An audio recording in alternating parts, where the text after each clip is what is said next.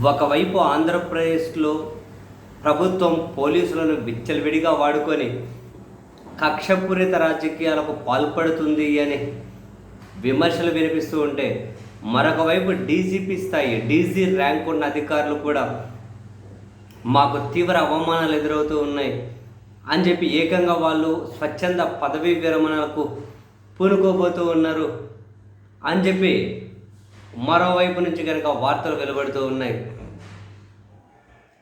మొత్తం మీద ఏదో రకంగా ఆంధ్రప్రదేశ్లో పోలీసులు అయితే వార్తల్లోకి ఉంటూ వస్తూ ఉన్నారు. కానీ ఎక్కడే కానీ రవ్వంతా కూడా మంచి పోలీసుల నుంచి అంటే పోలీసులను ప్రజలు చూడడం లేదు, రవ్వంతా కూడా ఒక మంచిగా చూడడం లేదు. అంత రాజకీయ కక్షలు, పాలకుల కక్ష తీర్చడానికి పోలీసులు పనిచేస్తున్నారన్న విమర్శలు బహిరంగంగానే వినిపిస్తూ ఉన్నాయి, కనిపిస్తూ ఉన్నాయి. ఈ క్రమంలో జగన్మోహన్ రెడ్డి గారు చంద్రబాబు నాయుడు గారిని రిప్రజెంట్ చేస్తూ ఇంగ్లీష్లో సుదీర్ఘంగా ఒక ట్వీట్ చేశారు. CM Chandrababu suppressing dissent with state machinery the right to question, protest and assemble forms the bedrock of democracy, empowering citizens to freely express their grievance and demand accountability. In Andhra Pradesh, however, the fundamental democratic process is being ruthlessly crushed under the weight of an authoritarian regime led by Chandrababu. అంటే ఓవరాల్గా జగన్మోహన్ రెడ్డి గారు ఏమంటారంటే, ప్రజాస్వామ్యంలో ప్రశ్నించడము, నిరసనలు వ్యక్తం చేయడం, సమావేశాలు నిర్వహించుకోవడం, ఇవన్నీ కనుక చాలా బలమైన అంశాలు, బలమైన పునాదులు ప్రజాస్వామ్యానికి. వాటిని చంద్రబాబు సర్కార్ నాశనం చేసే ప్రయత్నాలలో ఉంది.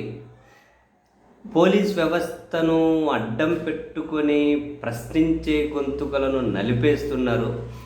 అంటే పోలీసు, మీడియా ఈ రెండింటిని ఉపయోగించి ప్రశ్నించే గొంతుకలను నొక్కేస్తున్నారు. నిరసన తెలపడానికి, సమావేశం పెట్టుకోవడానికి, ప్రశ్నించడానికి ఉన్న హక్కులు ప్రజాస్వామ్యానికి పునాదులు. ఇవి ప్రజలకు తమ సమస్యలను స్వేచ్ఛగా వ్యక్తపరచడానికి, ప్రభుత్వాలకు తమ బాధ్యతను గుర్తు చేయడానికి ఉన్నాయి. అయితే చంద్రబాబు వాటన్నిటినీ కనుక అత్యంత కఠినంగా అణచేస్తున్నారు. ఆంధ్రప్రదేశ్లో ప్రజాస్వామ్య ప్రాథమిక హక్కులకు భంగం కలుగుతుంది. ప్రజలు తమ సమస్యలను స్వేచ్ఛగా చెప్పుకొని ప్రభుత్వం నుండి సమాధానం కోరుకునే అవకాశం ఉండాలి. కానీ చంద్రబాబు నిరంకుశ పాలనలో అది సాధ్యపడడం లేదు, అడ్డగోలుగా అణచివేయబడుతుంది. ఇది పోలీస్ రాజ్యమా, నియంతృత్వ రాజ్యమా అన్నట్టుగా ఉంది. పోలీసులతో అధికార దుర్వినియోగం చేయిస్తూ అసమ్మతి గలాలను నులిమేస్తున్నారు. ఇది ప్రజాస్వామ్యం మీద జరుగుతున్న దాడి కాదా? చట్టానికి లోబడి నిరసనలు తెలిపిన అక్రమ కేసులు, అణచివేతలు ఎదుర్కోవాల్సి వస్తుంది. ప్రతిపక్షం, ప్రజలు, నిరసనకారుల గొంతును రాష్ట్రంలో నులిమేస్తున్నారు. పోలీస్ వ్యవస్థను అడ్డుపెట్టుకొని ఒక భయానక వాతావరణాన్ని సృష్టిస్తున్నారు. ప్రతిపక్షం కానీ, ప్రజలు కానీ చట్టబద్ధమైన సమస్యలను లేవనెత్తిన ప్రతిసారి వేధింపులు, తప్పుడు కేసులు, నిర్బంధం అంటూ అణచేసే ప్రయత్నాలు జరుగుతూ ఉన్నాయి. గుంటూరు మిర్చి యార్డు పర్యటన నుంచి బంగారుపాలెం పర్యటన వరకు ప్రతిసారి తప్పుడు కేసులే పెడుతూ ఉన్నారు. రామగిరిలో టీడీపీ గుండాల దాడిలో చనిపోయిన లింగమయ్య కుటుంబాన్ని పరామర్శించకి వెళ్తే తోపుదుర్తి ప్రకాష్ రెడ్డిపై కేసు పెట్టారు. గుంటూరు మిర్చి యార్డులో రైతుల పరామర్శకి వెళ్తే అప్పుడో కేసు పెట్టారు. పొదిలిలో పొగాకు రైతులను పరామర్శించేకి వెళ్తే 15 మందిని 3 కేసులు పెట్టి అరెస్టు చేశారు.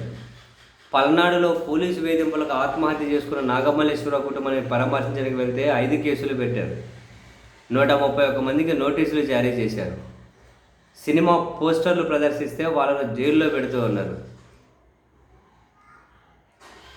తప్పుడు కేసులు, అరెస్టులు, మీడియా అసత్య కథనాలతో మీరు ప్రశ్నించే గొంతుకులను అణగదొక్కే ప్రయత్నం చేయొచ్చు. కానీ వేధింపులు ఎదురైన ప్రతిసారి వేధింపులు ఎదురైనా సరే రాష్ట్రంలో ఉన్న ఏకైక ప్రతిపక్షంగా ప్రజల సమస్యలపై పోరాడుతూనే మేము ఉంటాము అని జగన్మోహన్ రెడ్డి గారు అయితే సుదీర్ఘమైన తన ఇంగ్లీష్ ట్వీట్లో ఈ అన్ని అంశాలను లేవనెత్తారు.